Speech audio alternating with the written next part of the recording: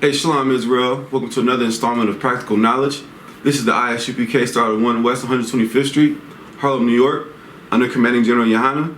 And today we're going to be talking about Jezebel. As you see on the screen, we're going to be discussing Jezebel, who was married to King Ahab or Ahab. And we're going to discuss her influence on the children of Israel during the time she was queen of Israel. You see, it's, of course, a reason why I'm going to be discussing this. It's a lot of history in the Bible, as you know, as you read 1 Samuel, 2 Samuel, 1 Kings, 2 Kings, Chronicles, Numbers, etc.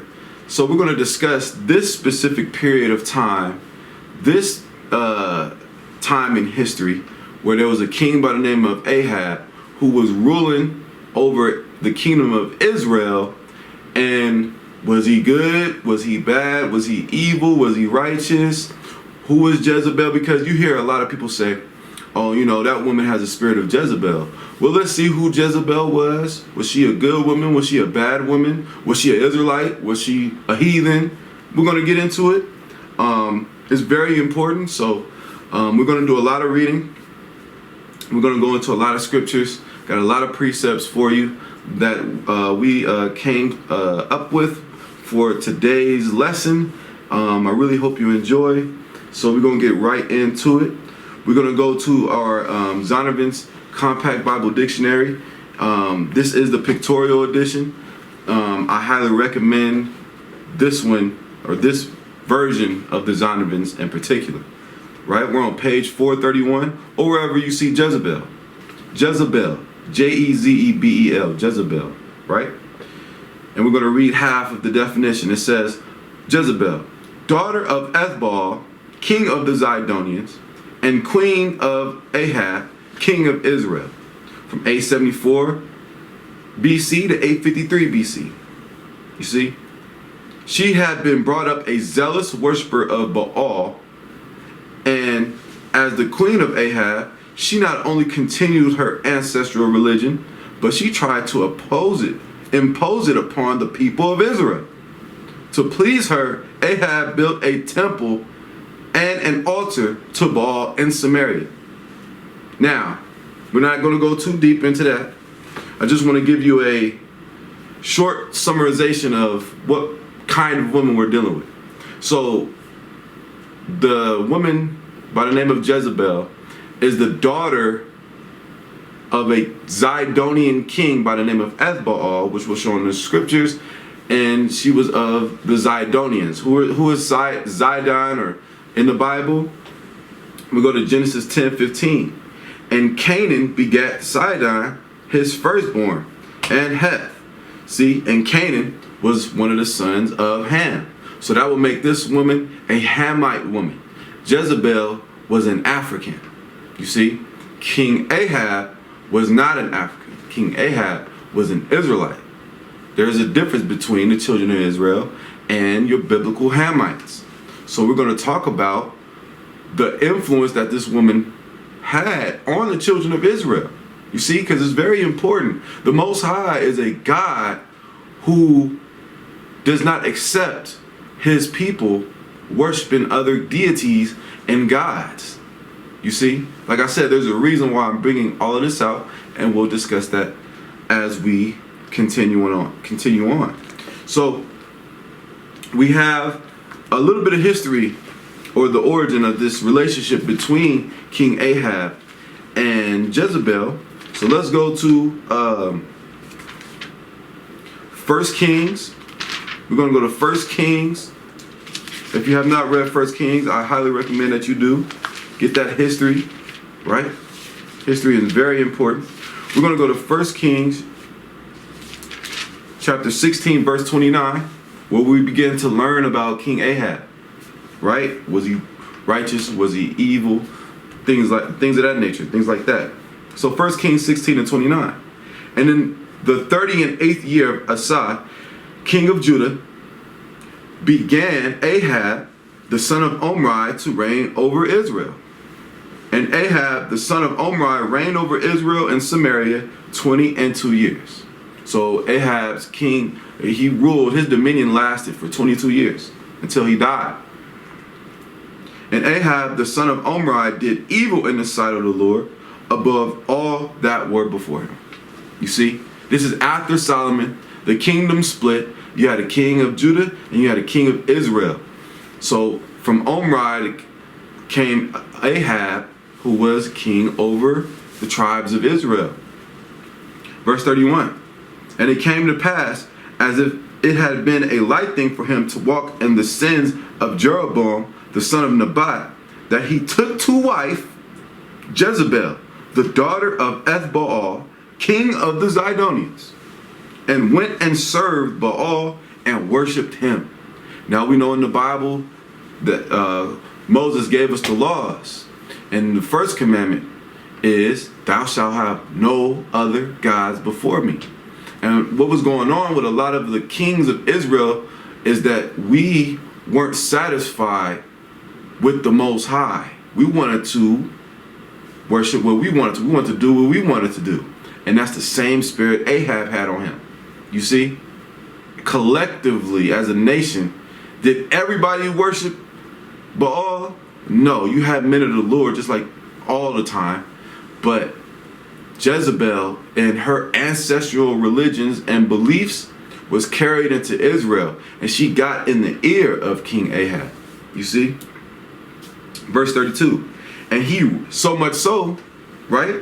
Proving the statement I just said, verse 32. And he reared up an altar for Baal in the house of Baal, which he had built in Samaria. And Ahab made a grove. And Ahab did more to provoke the Lord God of Israel to anger than all the kings of Israel that were before him. And you had some wicked kings in Israel. You had some kings in Israel who slayed the prophets, who disobeyed the Lord, but Ahab was the wickedest of them all at his time. There were other kings after him who were wicked as well, but we're going to talk about Ahab. So Ahab married a Zidonian princess, essentially, and by the name of Jezebel, right? So during this time period, we see that there was a time in Israel where the kingdom was split, right? So we want to talk about a little bit of this deity Baal. We're going to talk about Baal just a little bit, just to give you an idea of the deity that Ahab introduced to the people of Israel, God's chosen people, with the influence of his wife Jezebel. Jezebel was in this man's ear. Oh, you know, I come from the land of Ham and things like that, and she's sweet talking Ahab, and you know Ahab is telling her about our power, and she's telling him about her power, who they worship, where she comes from, their heathen god, and she gaming Ahab up. He's looking at her as a beautiful woman, and you know he really wants her, and he's gonna do whatever he can to please her.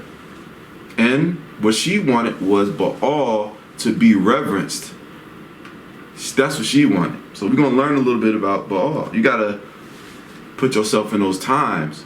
She wasn't just, you know, a woman that, you know, a random woman. She was a princess of the king of the Zidonians. So we're in Baal and the Zidonians, right? In the Zidonians, page 87, we have Baal. We're going to do the second paragraph. It says, Baal was worshipped on high places in Moab in the time of Balaam and Balak. Numbers 22:41. In Palestine, Judges 2 and 13, Judges 6 and 28 through 32. And in the time of Ahab and Jezebel, here's the point, the daughter of the heathen king of the Zidonians, the worship of the Most High was almost supplanted by that of Baal. The struggle between Baalism and serving the Lord came to a head on Mount Carmel with the prophet Elijah, when the prophet Elijah met the priests of Baal and slew 450 of them. Now, we're going to get there, right? But the point is this. The agenda of Jezebel, and Ahab was so blinded by it, and he was in the wrong, was she did not care about the God of Israel. She didn't care about the God of Abraham, Isaac, and Jacob, the God that just delivered us from Egypt. You see, she didn't care about that. She wanted to impose her ancestral religions. She was a heathen. And look, God warned Israel about that. God warned us. Let's get that warning. In Deuteronomy, let's go to Deuteronomy. Let's go to the law. You see, Deuteronomy chapter 7, verse 3. Deuteronomy 7 and 3, right? Neither shalt thou make marriages with them, in reference to the other nations outside of Israel. Thy daughter thou shalt not give unto his son, nor his daughter shalt thou take unto thy son. You see? For they will turn away thy son from following me, that they may serve other gods. So will the anger of the Lord be kindled against you and destroy thee suddenly. You see that? But Ahab, the king, didn't care about this. He was so in a trance of Jezebel's beauty, right? And how she carried herself. And she was a dominant woman. She had a spirit of manipulation. You see, because she convinced him to build an altar, a place of worship for a heathen god in God's holy land. You understand? And Ahab was completely wrong for that. But had he stuck to this, he would have been a righteous king had he followed the Lord. But he didn't. And we're going to go deeper into it. So I'm going to set the scene for you like this. The influence of Baal being introduced to Israel, Israelites started to worship that deity. This is a fact. They started to worship Baal more than the Lord as a nation of people. You see? And the Lord warned us about that. You understand? Even to the point that Jezebel, who in her mind had just as much power as the king, because where she's from, women rule. You understand? Women had power or the authority to call shots. You see? In Israel, it was a king. We didn't have queens. You understand? But Ahab was so weak that he allowed this woman to call shots. So follow me to 1 Kings chapter 18, verse 1. We're going to go to 1 Kings 18 and 1. Right? So it says, and it came to pass after many days that the word of the Lord came to Elijah in the 3rd year, saying, Go show thyself unto Ahab, and I will send rain upon the earth. And Elijah went to show himself unto Ahab, and there was a sore famine in Samaria, in the land. And Ahab called Obadiah, hence where you get the book of Obadiah, which was the governor of his house. Now Obadiah feared the Lord greatly. For it was so when Jezebel cut off the prophets of the Lord, that Obadiah took 100 prophets and hid them by 50 in a cave, and fed them with bread and water. Now, this is a time of a famine. The reason why I'm reading 1 Kings chapter 18, verses 1 through 4, I want to show you that this woman had men of God killed. Why did she have these men of God killed? Because the men of God were teaching against Baal. They were teaching to serve the Lord. She didn't like that. You understand? She opposed it so much so that she had these brothers killed. She had hundreds of brothers killed. We're going to read some more, right? We're going to go to the same chapter, same book, 13th verse. Was it not told my Lord that what I did when Jezebel slew the prophets of the Lord? How did 100 men of the Lord's prophets buy 50 in a cave and fed them with bread and water? You see, because when Elijah went to approach King Ahab, you see, Jezebel was present. And Jezebel knew that Elijah was a man who worshiped the Lord and not Baal. And so she wanted him dead too. And Elijah had to get on. He had to flee the scene. It came, I'm not going to read all of it because there's so much to read in these few chapters, 5, 6 chapters in Kings. He thought that he was the last brother alive. He thought he was the last remaining brother from the school.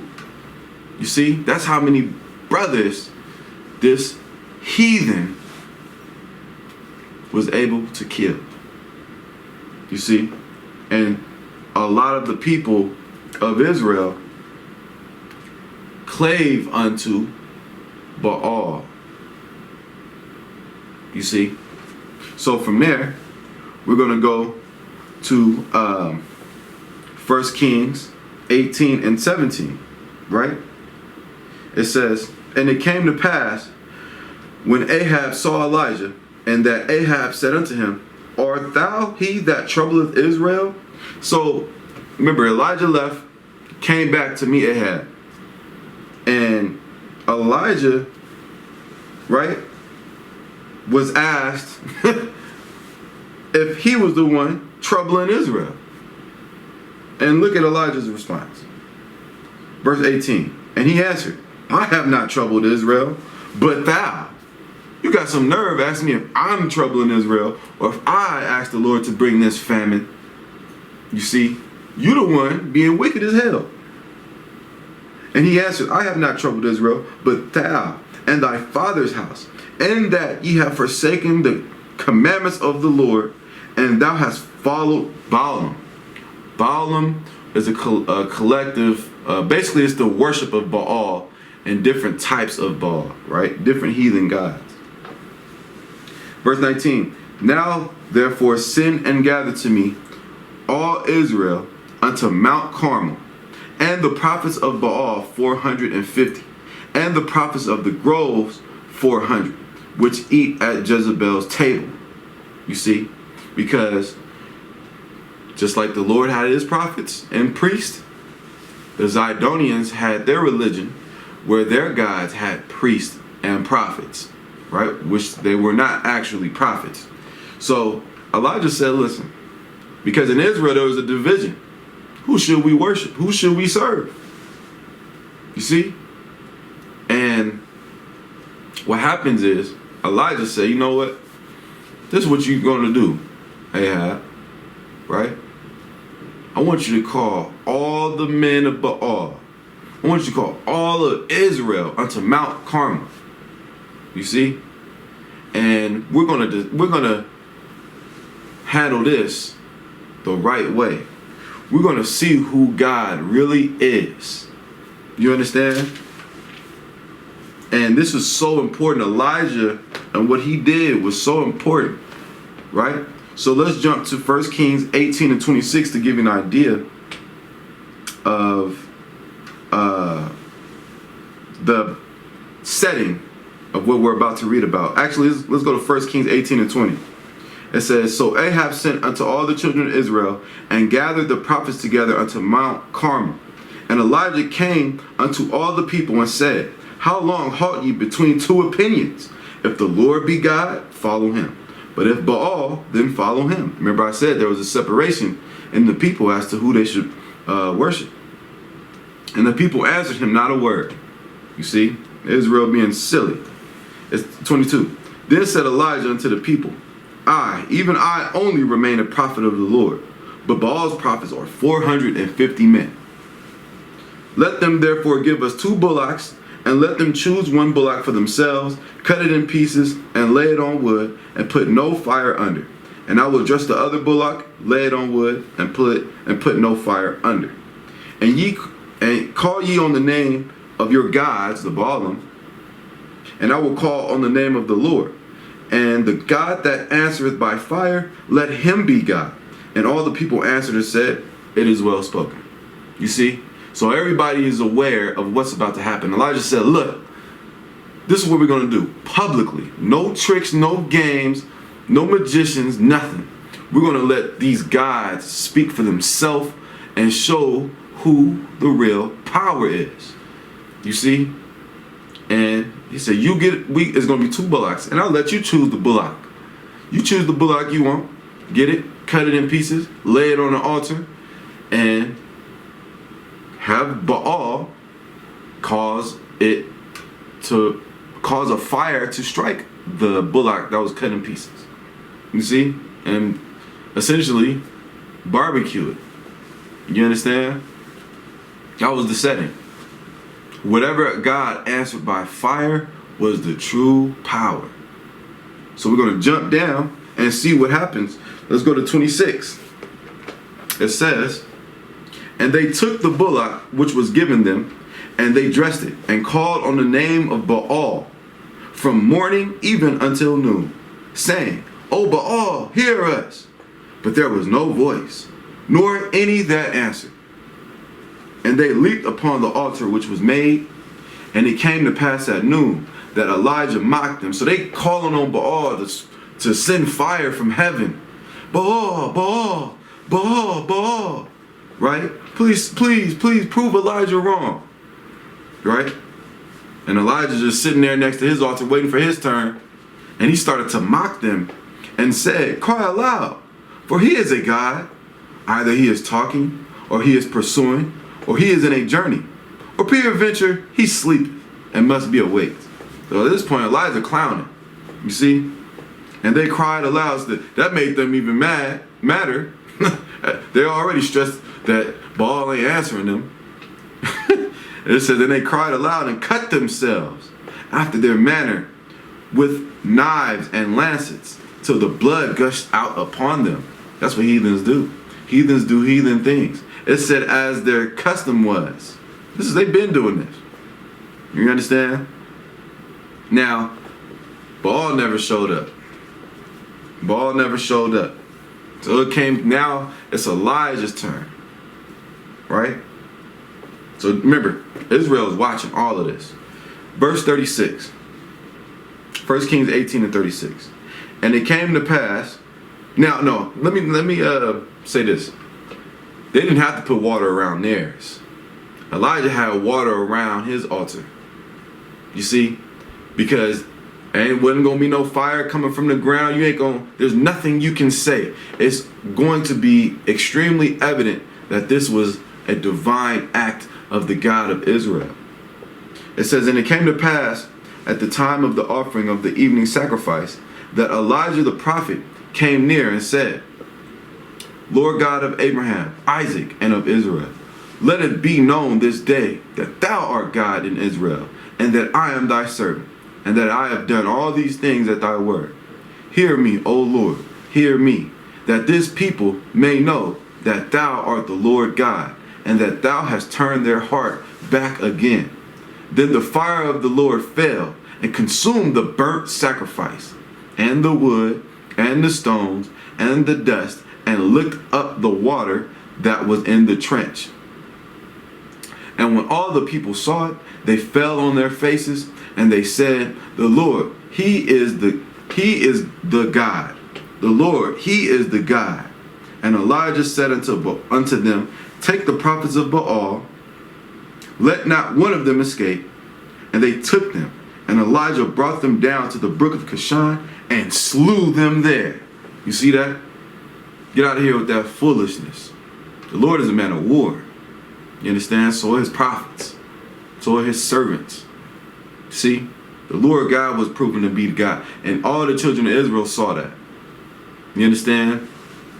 Unfortunately, time and time again, the Lord has to show Israel that he's God, that he's their power, and they backslide. That's why the Lord says in Jeremiah, return unto me, O thou backsliding Israel.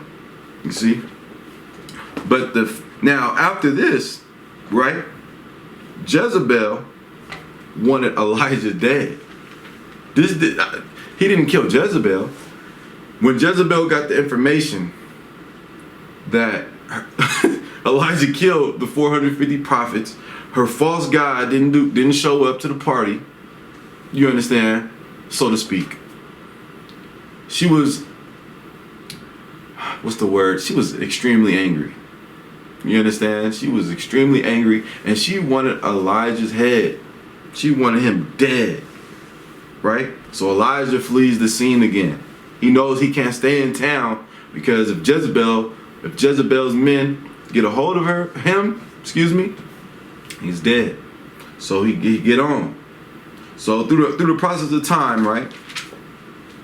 A few years later, we're at 1 Kings, the 21st chapter, right?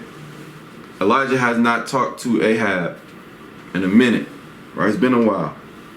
Things is going on as normal. Jezebel still has a great influence. People didn't stop worshiping Baal as a whole. You understand? It was still heavily implemented, the worship of Baal I'm speaking of. So we're at 1 Kings 21:1.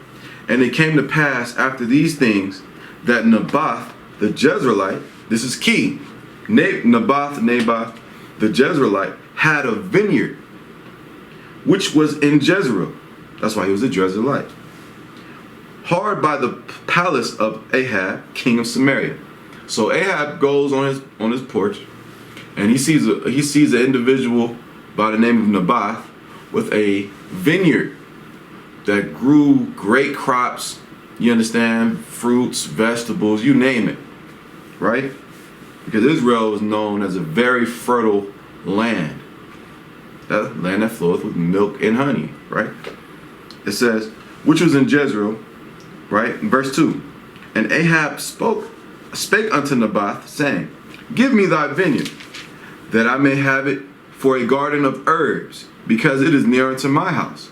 And I will give thee for a better vineyard than it. Or, if it seem good to thee, I will give thee the worth of it in money. So he comes to Naboth like, listen, I like your vineyard, man. It's really close to my palace. How about you give me this, right? And I'll give you a better one than this, right?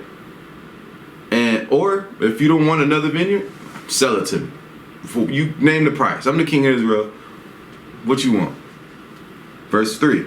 And Naboth said to Ahab, the Lord forbid me that I should give the inheritance of my fathers unto you.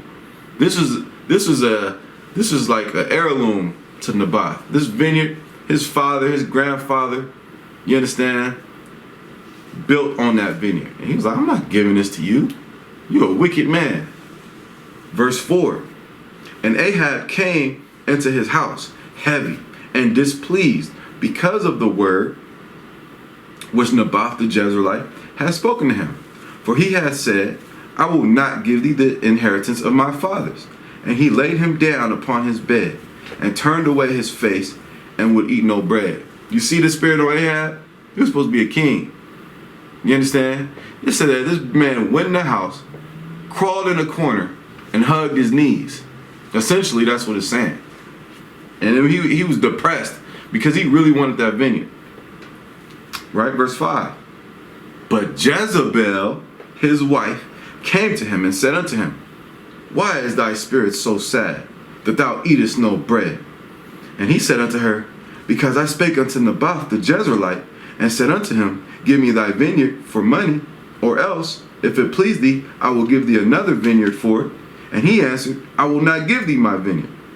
And Jezebel, his wife, said unto him, Dost thou now govern the kingdom of Israel? Arise and eat bread, and let thine heart be merry.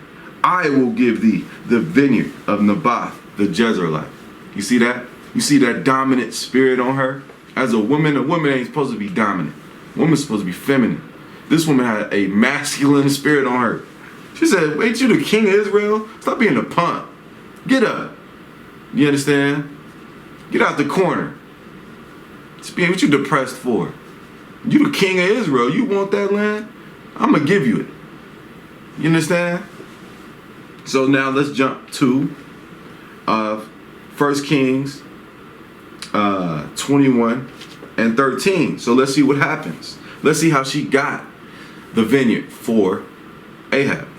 Verse 13. And there came in 2 men, children of Belial, and sat before him, Naboth. And the men of Belial witnessed against him, even against Naboth, in the presence of the people, saying, Naboth did blaspheme God and the king. Then they carried him forth out of the city, and stoned him with stones that he died. Then they sent to Jezebel, saying, Naboth is stoned and is dead. They had that man murdered. They brought up an accusation against him. They said that he blasphemed. Now, some scholars say that the God that he blasphemed was Baal. Some say the Most High. It doesn't definitely say, because we know that the influence that Jezebel brought, it would make a lot more sense if the God that he blasphemed was Baal, because, I mean, why would they care that he blasphemed the Most High, right? So, because they didn't want the worship of the Most High in that land. Jezebel didn't want that. So they was like, look, he's blaspheming God. You understand? And they stoned him. Right? Really, he probably didn't blaspheme anything. He just didn't want to give up his vineyard. You understand? So, continuing on. Verse 15. And it came to pass, when Jezebel heard that Naboth was stoned and was dead, that Jezebel said to Ahab, Arise, take possession of the vineyard of Naboth the Jezreelite, which he refused to give thee for money. For Naboth is not alive, but dead. You see that, right? Continuing on. Verse 17. And the word of the Lord came unto Elijah the Tishbite, saying, Arise, go down to meet Ahab, king of Israel, which is in Samaria. Behold, he is in the vineyard of Naboth, whether he is gone down to possess it. You see, so Elijah been gone. But now the Lord said, go meet King Ahab. Right? Verse 19. And thou shalt speak unto him, saying, Thus saith the Lord, hast thou killed and also taken possession? And thou shalt speak unto him, saying, Thus saith the Lord, in the place where dogs lick the blood of Naboth, shall dogs lick thy blood. And Ahab said to Elijah, Hast thou found me, O mine enemy? And he answered, I have found thee, because thou hast sold thyself to work evil in the sight of the Lord. Now let's jump down to 23. And of Jezebel also spake the Lord, saying, The dogs shall eat Jezebel by the wall of Jezreel. Him that dieth of Ahab in the city, the dogs shall eat. And him that dieth in the field shall the fowls of the air eat. You understand? Verse 25. But there was none like unto Ahab, which did sell himself to work wickedness in the sight of the Lord, whom Jezebel his wife stirred up. And he did very abominably in following idols, according to all things as did the Amorites, whom the Lord cast out before the children of Israel. You see? And it came to pass, when Ahab heard those words, when Elijah prophesied how this man was going to die, you're going to die in a gruesome, horrific fashion. And the way you had Naboth's blood licked up by the dogs and cared little for his life, and how you stole and murdered for his possession, you allowed a heathen to come in here and influence my holy people to worship a heathen deity that is no deity. Verse 27, and it came to pass when Ahab heard those words, that he rent his clothes and put sackcloth upon his flesh, and fasted, and lay in sackcloth, and went softly. You see? And the word of the Lord came to Elijah the Tishbite, saying, Seest thou how Ahab humbleth himself before me? You see that? Ahab was terrified at the word of the Lord. See? It says, Because he humbleth himself before me, I will not bring the evil in his days, but in his son's days I will bring evil upon his house. See that? Look, the Most High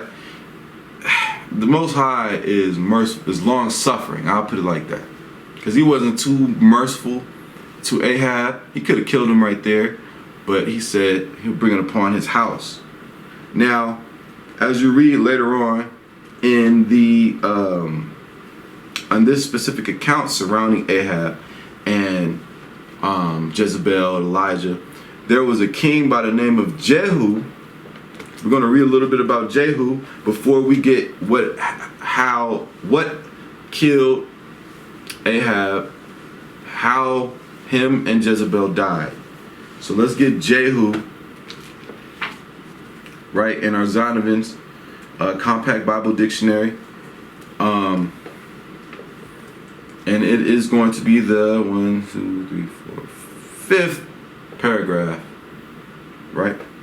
It says, Jehu appears first as a soldier in the service of Ahab, 2 Kings 9:25. Ahab and Jezebel were rejected for their crimes.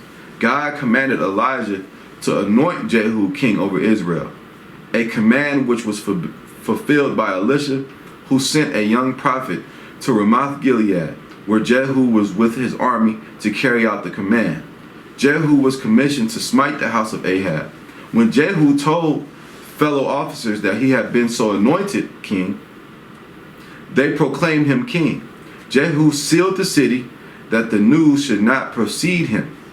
Then he crossed the Jordan and drove impetuously, as was his custom, to Jezreel, whither King Joram of Israel had gone after being wounded in battle with Hazael of Syria. You see? It's going reading a little down. It says, he executed God's judgment upon the house of Ahab, as prophesied by Elijah. And though all he extirpated the worship of Baal, killing all worshippers whom he could collect, but he did not depart from the sins of Jeroboam.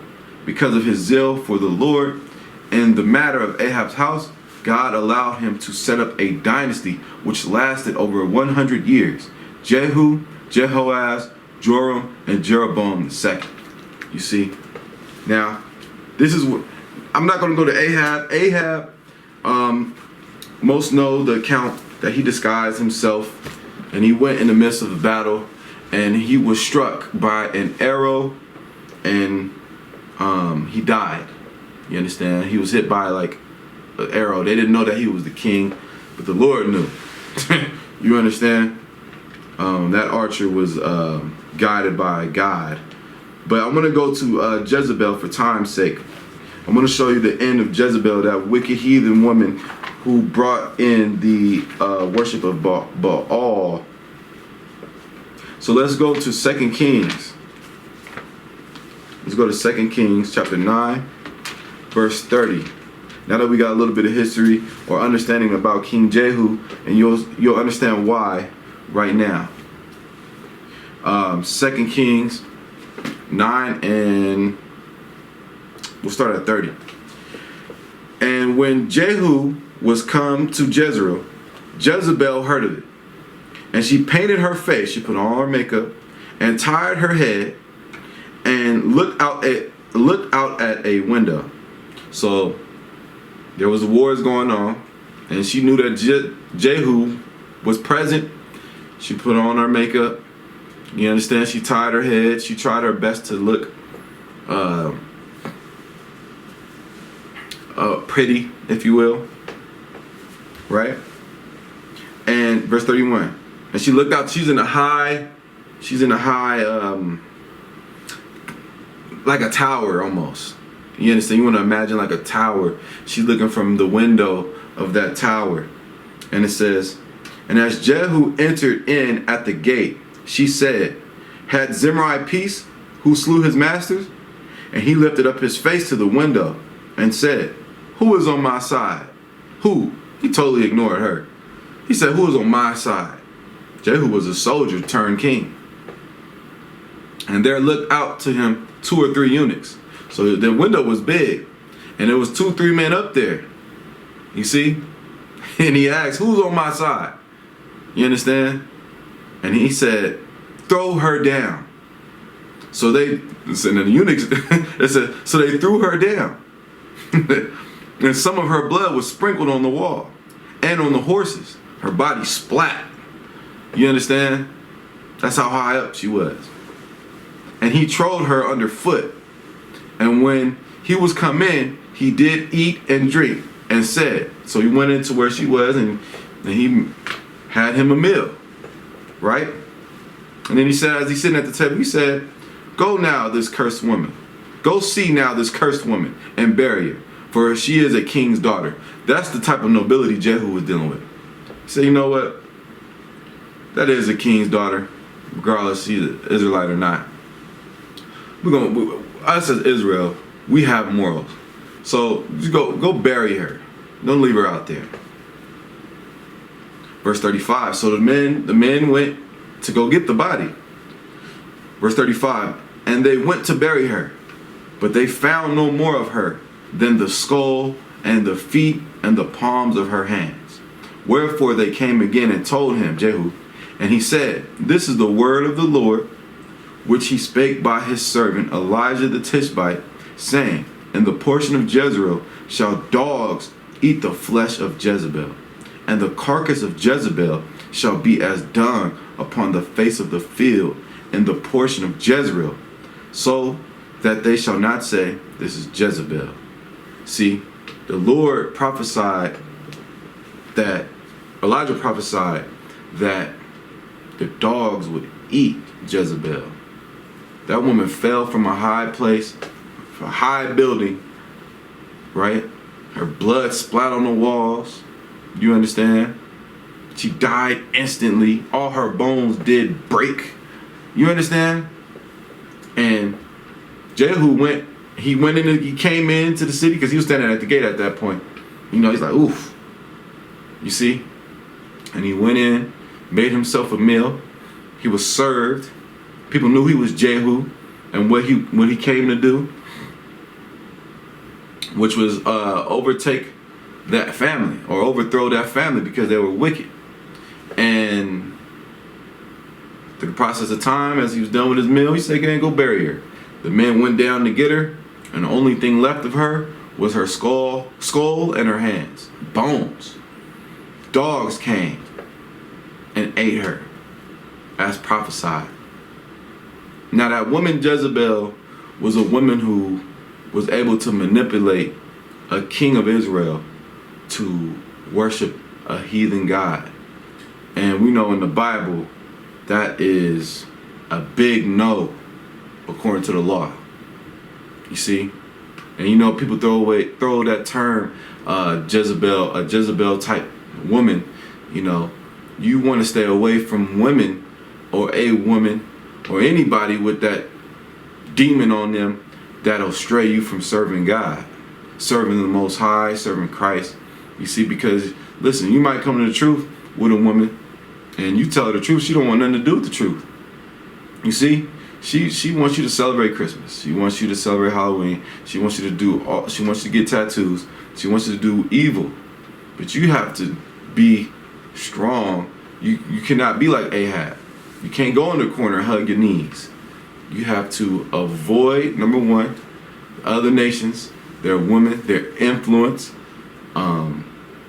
And the reason why I brought this out is because I want to go into a little bit of history into Elijah, Jehu, Ahab, and Jezebel.